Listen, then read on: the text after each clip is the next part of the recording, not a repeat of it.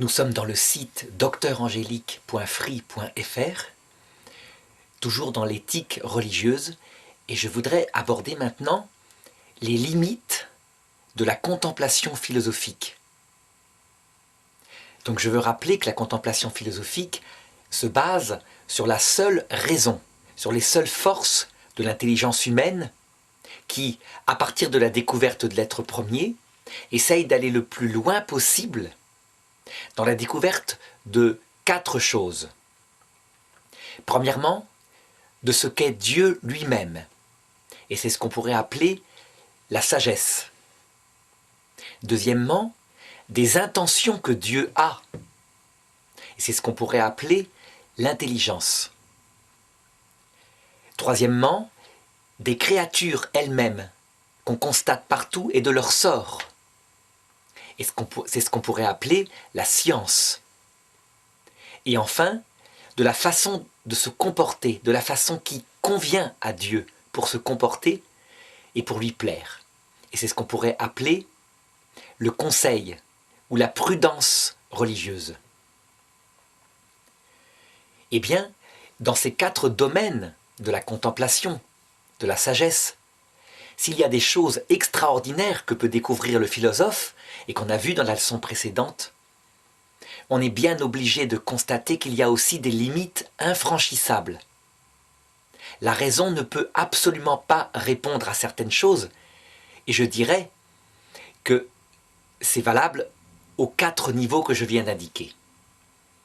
Alors je voudrais dans cette leçon-là manifester quelques-unes des choses justement à ces 4 niveaux, qui dépassent complètement la possibilité du philosophe, et qui donc le met en recherche, parce que potentiellement, l'intelligence devrait pouvoir atteindre la vérité tout entière. Alors d'abord, c'est du côté de la sagesse, ça veut dire de la nature même de ce créateur. Comme je le disais, puisqu'on ne peut connaître ce créateur que par ses œuvres, eh bien, on est dans la même situation que quelqu'un qui voudrait connaître un homme, mais qui n'a, pour le connaître, que ses œuvres extérieures. Et par exemple, son métier est ingénieur.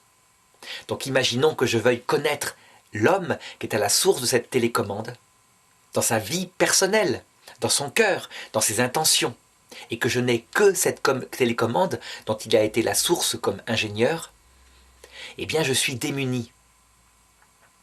Alors évidemment, cette comparaison n'est pas raison.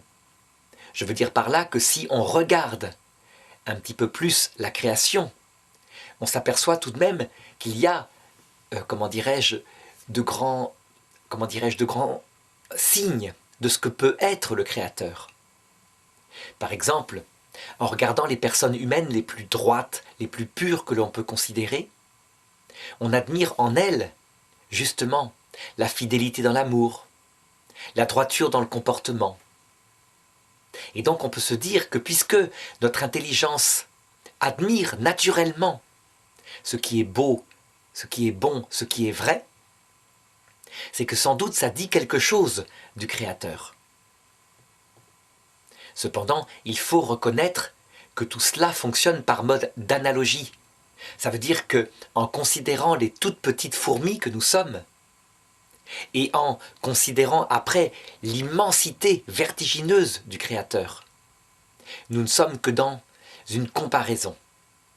Et donc, le philosophe est obligé de reconnaître que jamais, jamais, par sa méthode propre, il ne peut atteindre l'intimité de la vie de ce Créateur qui existe toute éternité et qui forcément vit quelque chose, puisqu'il est une personne.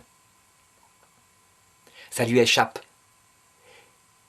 Et il n'en a des traces que par le fait qu'il a créé. Il sait que cette création est gratuite, il sait qu'il l'a fait avec sa sagesse, mais ça s'arrête là. Certaines merveilles vont le conduire à découvrir certaines qualités de Dieu. Il est intelligent, il est volontaire, il est tout-puissant. Mais le mal qui est présent dans la création brouille sa contemplation.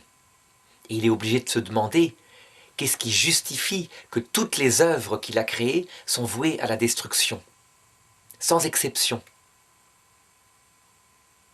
Finalement, on peut dire que toutes les limites que je vais établir dans les différents domaines de la contemplation philosophique viennent du mystère du mal, sous toutes ses formes. Finalement, il y a deux sortes de mots. Le mal qui touche la structure des réalités, comme par exemple un homme complet est un homme qui n'est pas handicapé. Et c'est une privation pour un homme, par exemple, que d'avoir perdu la raison.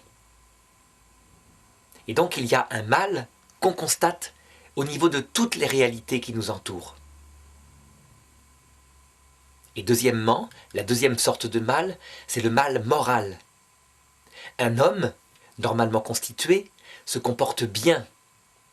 Il cherche la finalité qui lui correspond.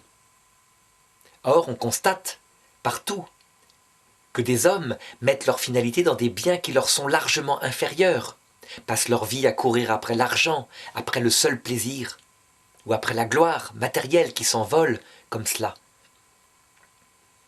Alors, on peut très bien comprendre à la rigueur le mal moral en disant c'est la liberté des hommes. Et encore, on constate que beaucoup sont complètement dépassés par leurs pulsions, donc la liberté n'est même pas complète. Par contre, lorsqu'on considère le mal qui touche la structure des êtres, et en particulier la mort qui les frappe tôt ou tard quand ce sont des êtres vivants, et qu'on essaye de considérer ce qu'est l'être premier au niveau de la sagesse, eh bien on doit admettre qu'on est confronté à un mystère. On ne sait pas qui il est et ce qu'il a voulu. Et c'est justement le deuxième aspect que je voudrais aborder, à savoir l'intelligence des intentions de Dieu et la limite que le philosophe a par rapport à cette deuxième contemplation. On sait que Dieu a forcément créé gratuitement, ça ne lui apporte rien. On sait qu'il a forcément créé, non pas pour jouer, non pas pour s'occuper, mais par un amour complètement oblatif parce qu'il est parfait en lui-même. Ça, c'est le côté positif de cette forme de contemplation. Et elle apparaît, effectivement, lorsqu'on considère ce qui est beau, ce qui est bon, ce qui est vrai, ce qui est admirable dans les créatures, leur structure.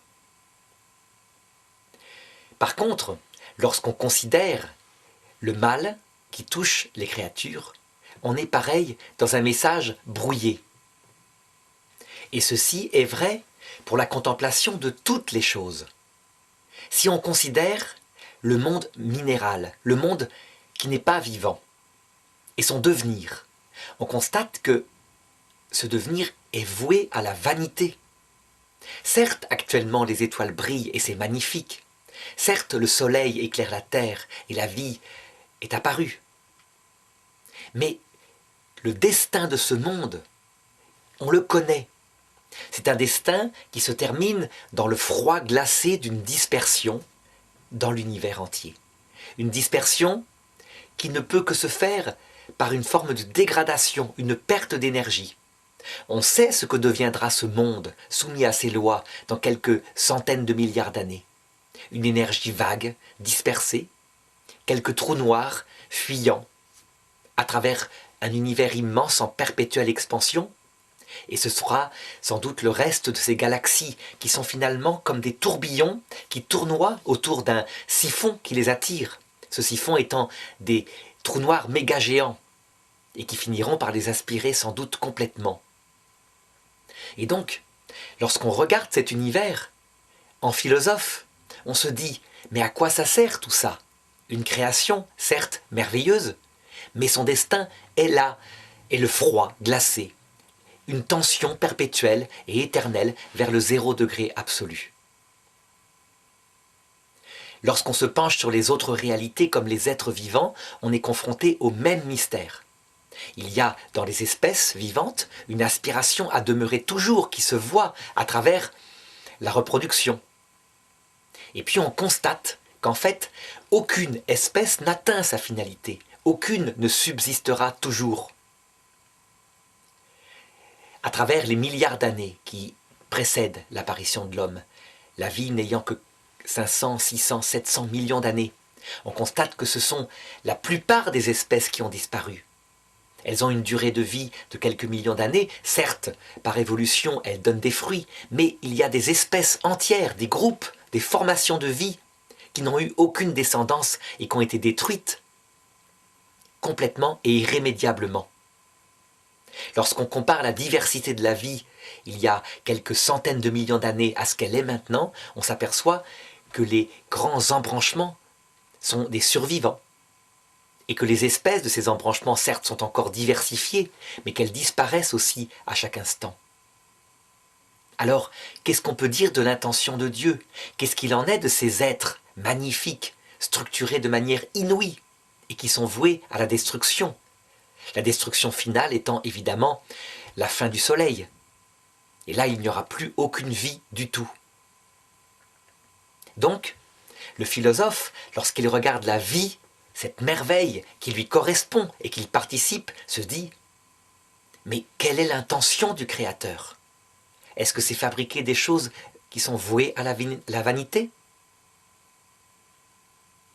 Et alors, lorsqu'on se penche maintenant sur la chose qui est la plus intéressante, la plus importante, à savoir l'être humain, eh bien, on est confronté pour le coup véritablement au mystère ultime de ce qui semble être la vanité et qui ne semble pas avoir de réponse. Donc il serait très intéressant de regarder ici un texte de la Bible, dans l'Apocalypse de Saint Jean, et qui décrit un petit peu, en ce qui concerne l'être humain, ces mystères incompréhensibles qui dépassent toute raison. Et le texte dit « Personne, ni au ciel, ni sous terre, ni sur la terre, ni nulle part ne pouvait ouvrir le livre et en comprendre les mystères. » Et après, le texte parle de 7 mystères scellés que personne n'arrive à comprendre. Et je trouve que philosophiquement, c'est tout à fait bien vu. Ça correspond effectivement à tout. Donc je disais précédemment qu'il y avait 2 sortes de mots finalement. Les mots qui structurent, enfin qui touchent la structure des êtres, et les mots qui touchent le péché humain, les actes mauvais. Dans les 2 cas, ce sont des privations. Quand ça touche une structure d'un être, c'est une privation de ce qui normalement aurait dû faire sa perfection. Et quand ça touche le péché, une faute morale, c'est qu'il manque, c'est que la finalité que se donne un homme n'est pas la bonne. Eh bien, ces 7 mystères scellés, en tout cas 6 d'entre eux, manifestent toutes les façons possibles dont se réalise cela. Alors sous forme symbolique, le premier c'est un cheval blanc qui vint, et il vint encore. Il signifie tout simplement que lorsqu'on regarde toutes les œuvres qu'on entreprend, on fonde une famille, on crée une entreprise, on cultive son jardin, on a une belle maison. Quand on a construit sa maison, on peut se dire qu'on est vaincu. Il faut un peu de temps. On croit la posséder, on l'a achetée, le crédit est fini de rembourser. Le temps nous montrera qu'on est en location. On en partira. On est vaincu à l'avance par le temps. Tout homme, toutes les œuvres humaines sont vaincues et se terminent par la mort, se terminent par la vieillesse, etc.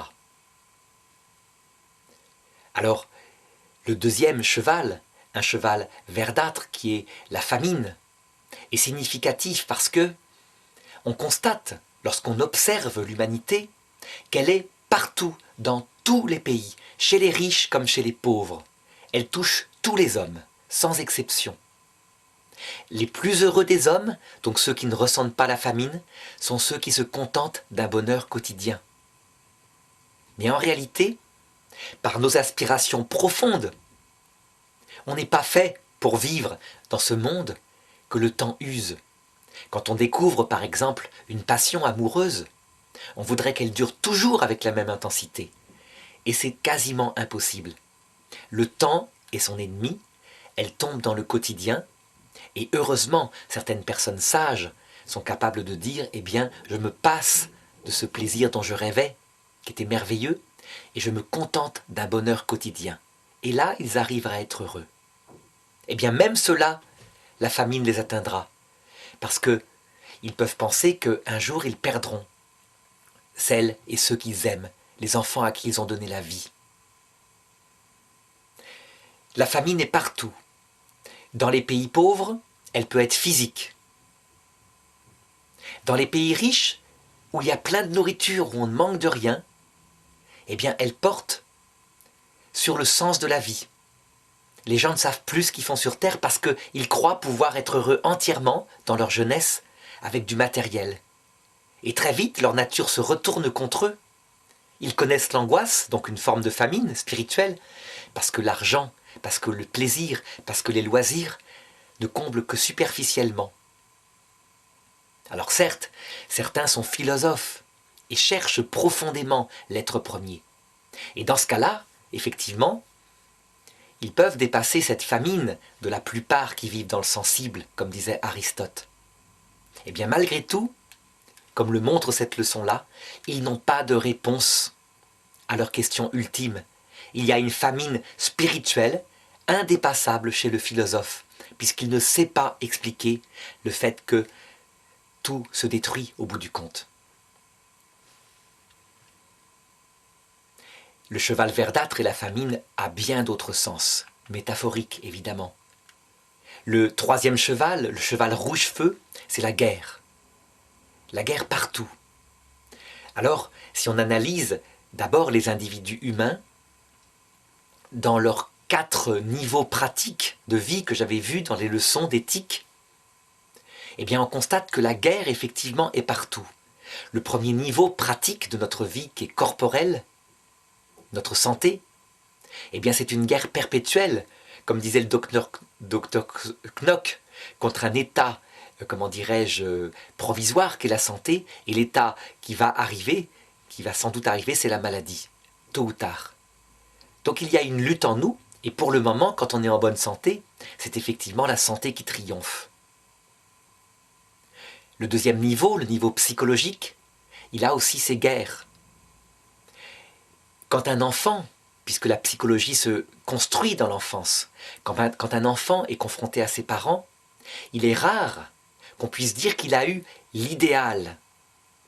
Il y a toujours eu un manque, soit un excès d'amour, soit un trop peu d'amour, soit un excès d'autorité, soit un trop peu d'autorité, soit un excès d'enseignement, soit un manque d'enseignement sur certaines choses.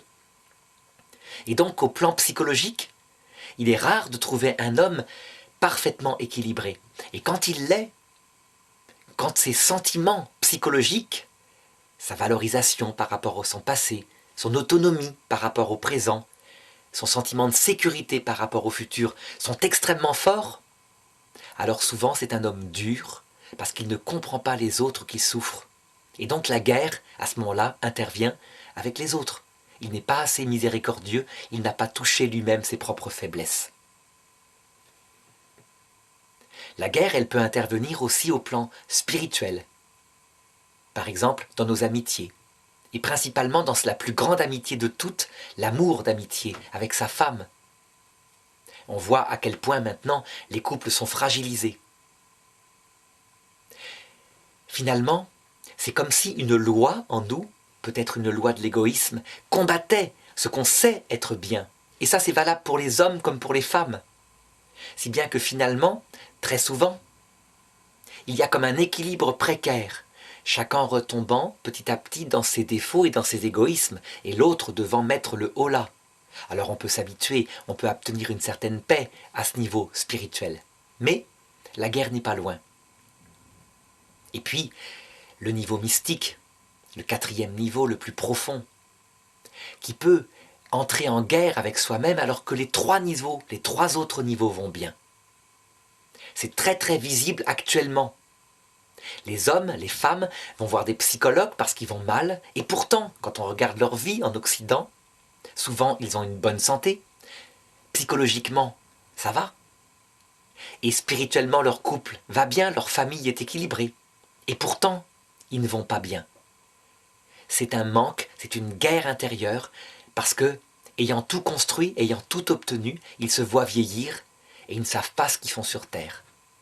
Ils oublient que le bonheur de l'amour d'amitié ne suffit pas pour stabiliser l'être humain complet. Il faut un minimum de sagesse, de compréhension de ce qu'on fait sur Terre. Alors, ces limites dues à la guerre, on les constate partout, on les constate encore actuellement à travers des guerres militaires. Si bien que le monde entier est sans cesse en guerre. Guerre privée, guerre publique. On pourra très facilement accuser la liberté humaine. Et certains disent, mais pourquoi s'en prendre à Dieu? La liberté suffit. Non, quand on regarde les choses de plus près, on voit que il y a des choses qui concernent certainement Dieu et qu'il pourrait arrêter. N'est-ce pas lui qui a créé l'être humain? Alors pourquoi cette dichotomie entre sa vie psychique, sa vie spirituelle? Pourquoi cette vie mystique qui n'est pas comblée? Pourquoi cette errance sur terre? Tout ça, c'est source des guerres, des mal-être. Et donc on peut poser légitimement la question à l'être premier, qui est la cause première qui a organisé le monde tel qu'il est. La guerre, elle est visible aussi dans le monde animal et dans le monde végétal. C'est un monde perpétuellement en guerre. Tout le monde mange tout le monde. Rien n'est en paix. C'est une perpétuelle course après la survie. Et les prédateurs qui sont au sommet, s'ils se blessent, ils mourront de faim. Et ils finiront par être eux-mêmes mangés par des êtres qui les vaincront au bout du compte, à savoir les vers, les mouches, les organismes qui semblent si faibles. Le quatrième cheval que décrit l'Apocalypse, c'est le cheval noir. Et là, pour le coup, c'est la mort. On ne peut pas nier qu'il dépend d'abord de Dieu. Comment comprendre cette intention de Dieu qui a créé, alors qu'il est tout-puissant, des êtres magnifiques, splendides, qui au sommet de leur gloire, vers 25 ans, commencent à se dégrader, lentement, insensiblement. Quand ils ont construit leur maison, vers 40 ans, commencent à ne plus pouvoir en profiter, lentement, insensiblement, jusqu'à la mort. Alors évidemment, ce texte-là a un autre sens. Il vise aussi les fautes mortelles. Donc là, pour le coup, la liberté humaine qui peut tuer la confiance. On peut faire un engagement, même sacré, devant Dieu et le trahir 20 ans plus tard. Là, effectivement, on peut facilement accuser l'homme et ne pas s'en prendre à Dieu en disant « si Dieu a créé un homme libre, forcément, c'était un bien extraordinaire, mais il a créé la possibilité que l'homme commette des fautes comme ça qui tuent la confiance, qui tuent l'amour. » Par contre, la mort physique, pour le philosophe, puisqu'elle est dans la structure d'un corps humain qui n'est pas capable de durer dans sa perfection, il est obligé d'en poser la question à Dieu. Et il n'a pas de réponse immédiate. Alors certes, comme il peut découvrir qu'une partie de l'être humain, forcément, son esprit survit après la mort, il aura, comment dirais-je, un signe, peut-être un début d'explication, en se disant, peut-être que la vie terrestre n'est pas le séjour définitif, mais juste un séjour provisoire et qu'il y a quelque chose de l'autre côté, qui est valable d'abord pour l'esprit humain, peut-être pour les animaux, par un miracle insigne, parce que Dieu peut tout. Donc, tout n'est pas obscurité pour le philosophe. Mais les limites sont là, et de toute façon, il n'a pas d'explication à ce passage par la mort, qui est obligatoire, auquel personne jamais n'a échappé. On peut même avec humour considérer les religions anciennes comme le taoïsme, qui était centré sur une seule chose, ne jamais mourir, et qui s'imposait des ascèses pas possibles pour ne jamais mourir. Eh bien, aucun n'a réussi, tous sont morts. C'est un fait. Alors, le cinquième mystère scellé que cite l'Apocalypse, c'est l'injustice. Les injustices qui ne sont pas résolues. Des gens très très bons, très doux, des enfants qui n'ont rien fait de mal sont tués, parfois bafoués, violés, et il n'y a pas d'intervention du ciel pour arrêter la main du criminel. Au contraire, des gens pervers, des mafiosi par exemple, qui n'hésitent pas à tuer tout ce qui résiste à leur pouvoir, peuvent vivre quelquefois dans la richesse, dans les honneurs, et même en allant à la messe, toute leur vie. Ce cinquième sceau est un véritable scandale. On se dit, y a-t-il une logique? Alors les anciens, les sages disaient, mais c'est forcément une apparence. Ils étaient religieux et ils ne pouvaient pas accepter dans un premier regard qu'il puisse y avoir de telles injustices sur terre. Mais très vite, cette chose-là leur a passé. parce qu'ils ont été obligés de constater de leurs yeux que ce n'était pas vrai, que l'injustice frappait, c'était réel, et qu'il ne semblait pas y avoir de logique à ce monde tel qu'il est. On peut dire que le peuple Israël, qui est un peuple qui a découvert à travers son histoire ces choses-là, l'a appris douloureusement. Alors, c'est un peuple qui découvre un Dieu unique, mais lui par révélation, et puis ce Dieu unique lui donne des lois, et puis il y est très peu fidèle. Et à un moment donné arrive un roi fantastique, Josias, le Saint-Louis des Juifs, qui rétablit une fidélité totale à cet être premier, à ce Yahvé qui s'était révélé à eux. Il fait disparaître les idoles, il rétablit la loi, les commandements de Moïse, etc. Eh bien, c'est au moment du règne de ce roi si saint, de ce peuple si fervent, que tout sera détruit. Josias, qui s'avance devant le pharaon Néchao, sera tué par surprise en traître, une simple flèche décochée. Et puis quelques années plus tard, tout le pays sera dévasté par un empereur venu de Mésopotamie, et les Juifs seront déportés, le temple de leur Dieu unique sera détruit. Donc confrontés à ça, ce qui était absolument impossible dans leur mentalité, ils seront bien obligés après d'admettre qu'il y a un mystère qu'ils ne comprennent pas, à savoir l'injustice qui frappe parfois les bons, l'injustice qui protège parfois les méchants, et on ne comprend pas. Le philosophe a beau chercher de tous les côtés, chercher dans la sagesse de Dieu, se dire il y a forcément quelque chose, il ne trouve pas de solution à cela. C'est un fait. Alors le 6e mystère scellé, lui, il décrit comment toutes les réalités qui passent sur Terre, lentement, mais au bout d'un certain temps, sont radicalement détruites. Donc il reprend un petit peu le cheval blanc du début, on est vaincu quoi qu'il arrive, mais il le décrit avec détail, en montrant par exemple comment les étoiles tombent du ciel. Ce n'est pas les vraies étoiles qui tombent du ciel, c'est quand un homme a atteint une sagesse philosophique très haute. Eh bien, soit il tombe parce que tout d'un coup son cerveau ne fonctionne plus et il ne se souvient plus de sa science, soit il tombe parce qu'il perd sa sagesse. On voit des vieux qui ont été très sages dans leur jeunesse et qui tournent très mal dans leur vieillesse, qui deviennent pervers. L'exemple le plus magnifique, c'est encore la Bible qui le donne avec le roi Salomon.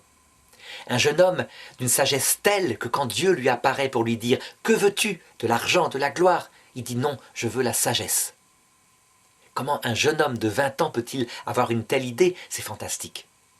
Il a la sagesse, il est vieilli, il a tout ce qu'il veut, les richesses, et il s'habitue. Le temps passe, il s'embourgeoise, il oublie sa sagesse de sa jeunesse. Alors il essaye l'alcool, et puis il oublie la prière. Et au bout d'un certain temps, il se dit « Tout est vanité, tout va disparaître. Ça ne sert à rien tout ça. » Donc il boit, et il se dit « Est-ce que je vais garder ma sagesse ?» Et il constate qu'il garde sa sagesse, à savoir que tout est vanité. Rien ne sert à rien. Devenu vieux, c'est devenu un tyran, pas possible. Il impose des corvées absolues à son peuple. Il a 1000 épouses, il adore leurs dieux, leurs déesses, etc. Ça, c'est les étoiles qui tombent du ciel. Eh bien, c'est valable pour les individus, c'est valable pour les civilisations. La civilisation romaine, qui au début ne pense qu'à des vertus comme l'honneur, la fidélité à la patrie, le don de sa vie, et qui à la fin sombre dans l'individualisme le plus sordide, chacun pour sa peau, les orgies. Et puis effectivement, l'Empire est détruit. C'est valable pour toutes les réalités qui passent sur Terre. Aucune religion de l'Antiquité n'a subsisté. Alors on pourrait dire, il y a l'hindouisme, mais l'hindouisme, c'est assez récent, finalement. La plupart des choses finissent par disparaître, tôt ou tard. La religion d'Égypte antique, elle a duré 3000 ans, puis elle s'est éteinte. Alors je dirais que face à ces mystères qu'on contemple, on n'a donc pas de réponse. Et c'est finalement le 7e sceau qui est pour le philosophe le plus éclairant, et qui est sans doute la limite vraiment manifestée de sa contemplation philosophique. Le 7e sceau dans l'Apocalypse, il est décrit comme ça. il y eut dans le ciel un silence environ une demi-heure. Ce qui signifie que Dieu se tait, il ne s'explique pas. Le philosophe est obligé de le constater. Il serait souhaitable que le Créateur, puisqu'il a fabriqué l'univers avec ses qualités magnifiques et ses défauts inexplicables, s'explique. Ce serait tout à fait cohérent et logique. Eh bien, les seules explications que le philosophe constate, ce sont des explications indémontrables, des révélations par quelques prophètes. Et il n'a aucune possibilité de savoir, le philosophe, par sa méthode, si ce sont des vrais prophètes ou des hommes qui simplement ont inventé. Cependant, dans ce 7e sceau, il y a comme un espoir. Parce que le silence dure une demi-heure. Une demi-heure, symboliquement, c'est peut-être une demi-vie. Et donc le philosophe peut peut-être espérer que dans l'autre monde, après la mort, il y ait l'explication enfin de ce qu'il attend et qu'il ne trouve pas par sa raison sur terre. Alors la troisième limite de la contemplation philosophique porte sur la science. La science, ça veut dire le regard même sur les créatures.